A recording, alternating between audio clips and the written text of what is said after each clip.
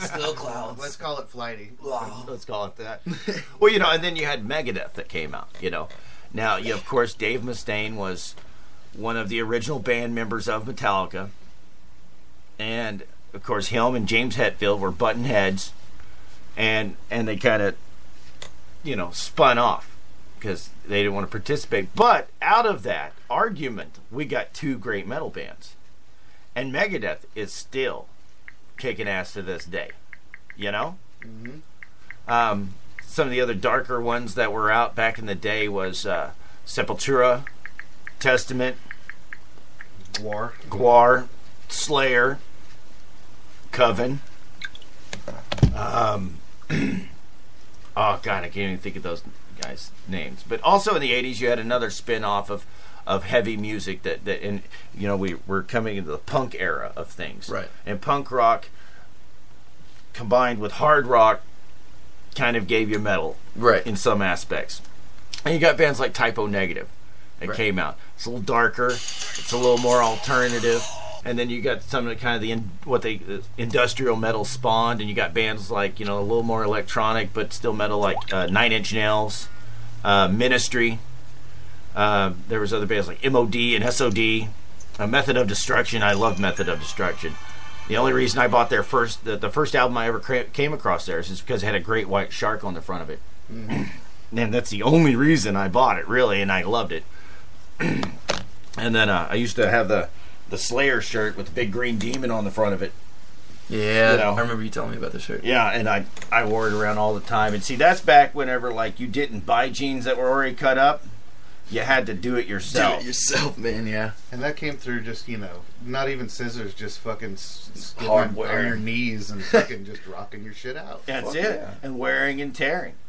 And nowadays you buy them that way. Yeah. And it's like fucking $70. $70. $70 at that Abercrombie or whatever the place that makes me have seizures because the lighting's really poor. Oh yeah, Abercrombie really, bitch. really poorly lit. Fucking Hot Topic. Hollister. Or Hollister, yeah. Hot Topic. See, there was no store like Hot Topic back in the day. I'm gonna buy myself some punk rock. Yeah, right. Anybody can make themselves look like a punk rocker. Oh yeah, dude. Nowadays, just by going down and throwing a little cash around, And back in the day, all you had was band shirts that you picked up at, because we didn't have the internet.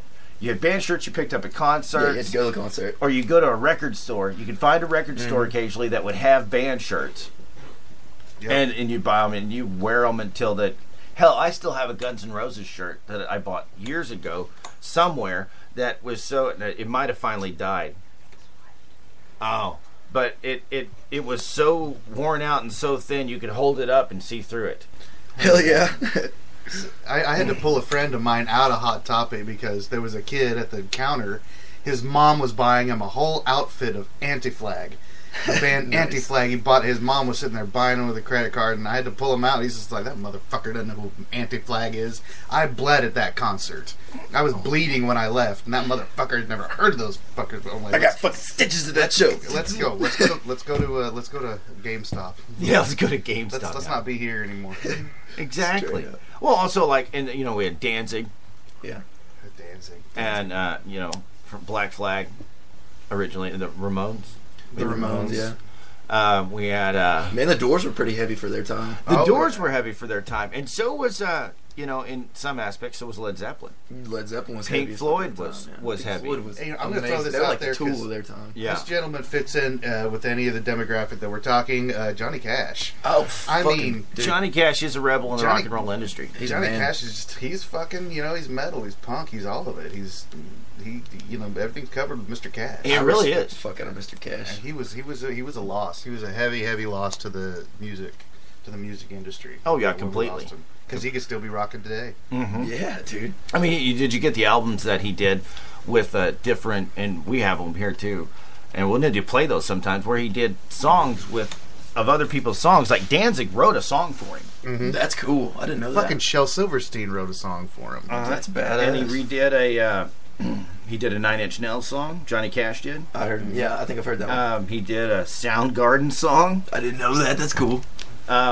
Johnny Cash did a couple albums like that in his later years, before he passed away, where he teamed up with younger artists of today and redid their songs. Right. And the song is 13 that Danzig wrote for Johnny Cash. And then after that, Danzig did it on his own album, but he wrote it for Johnny Cash, and Johnny Cash did it, and then so you got two Danzig different flavors of it. Oh, yeah. That's great. And I like them both.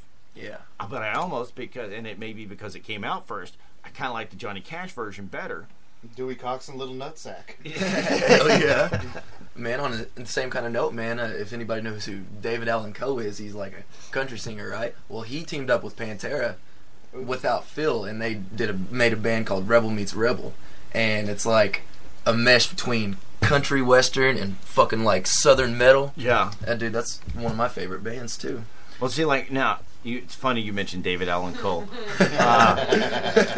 A company that I worked with, we decided one time we had the chance to bring a concert to Shawnee, Oklahoma. Hell yeah. And sponsor it and bring a concert, and it was David Allan Coe. And I have Cool. never been so pissed off in my entire life. Oh, the man was so hammered when he came out that He couldn't even sit on the he bar stool. couldn't even hardly sit on the bar stool. You're too Nice. drunk to sit in a seat, sir. Yeah. He couldn't sing his own song. He couldn't sing his own songs, and he played a bunch of cover tunes, and then he cussed somebody, and then he got off the stage. Impressive, Pretty Mr. Coe. I mean, he was a complete dick. I mean, he was just a complete and utter dick. I mean, really. A waste of money. Now, one of the things of the metal experience that you may or may not get in other genres of music is the concert experience. Exactly, man. I mean, there's a whole culture that spawns up right there. Yeah, dude, fucking thrives. Like, Pops up out of and nowhere. the stories about concerts. I mean, you can find a metalhead, especially from my generation, Honey Dip's generation, you can find a metalhead that they've got a great fucking story about, dude, this is how we got to this concert. Because, you couldn't watch them on TV. You couldn't, you didn't get to watch them streaming on the internet. You had to go to, and a lot of times in the area that we live in, years ago, those really hardcore metal concerts, you didn't get here. You just didn't get them here. Right. So you had to go to other states. Yeah. Yeah, you gotta Across state lines. searching. The first time I ever saw Metallica in concert, there was 3 bands. It was Days of the New, Alice in Chains, and Metallica. Nice. And 2 of my friends and my cousin and I loaded up in a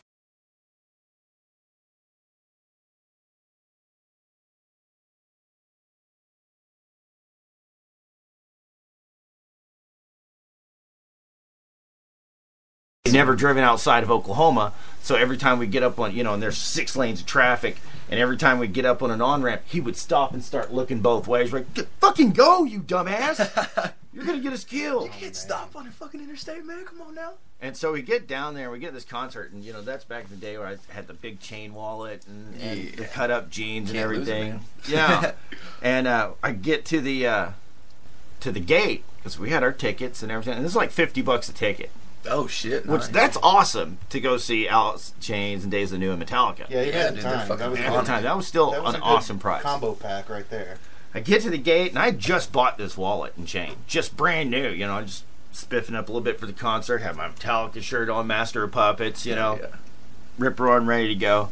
Get to the gate and they're like, "Oh, you're gonna take that chain off." I'm like, "What?" Oh yeah. And our car was about 3 miles from the gate.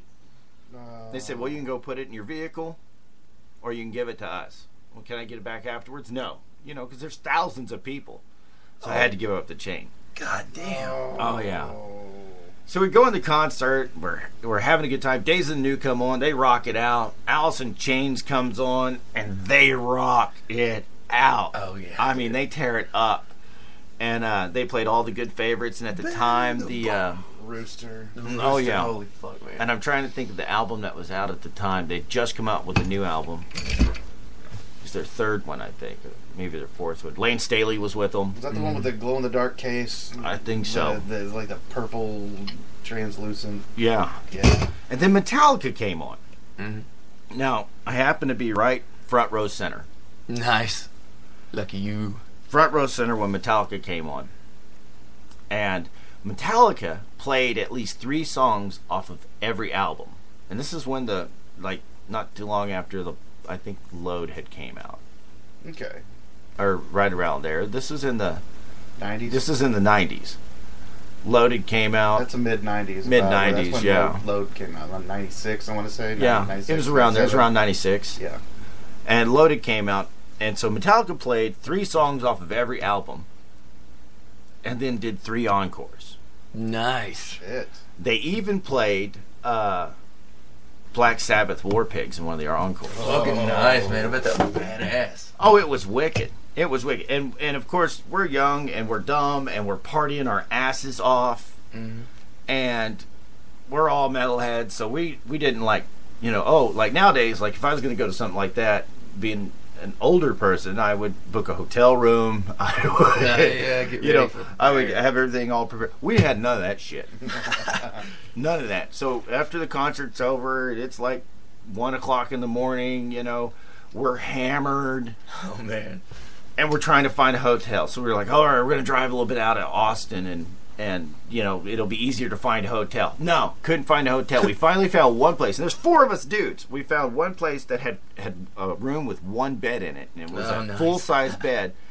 And we was like, well, let's look at the room first. Because this was a shady-looking location. We looked in the room, and I'm pretty sure it was like crack central and also on the, by street of rape.